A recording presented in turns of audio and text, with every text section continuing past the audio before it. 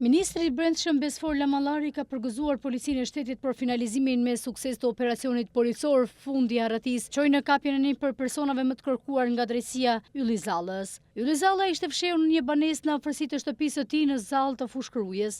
Në momentin e arrestimit i shumë kërkuari ka qenë armatosur me Kalashnikov me fishek. Operacioni u zhvillua nga forcat speciale Renea, Drejtoria e Forcës së Posaçme Operacionale, strukturat operacionale të DVP Tiranë dhe Komisariati i Policisë Kruj. Gjatë operacionit, në Kruj u kap personi shumë i kërkuar, Ylli Zalla, i cili i shmangej drejtësisë dhe tashmë është arrestuar nga Policia e Shtetit, deklaroi Lamallari. Kujtojmë se një ditë më parë, në banesën e Ylli Zallës u vendos lëndë plasëse.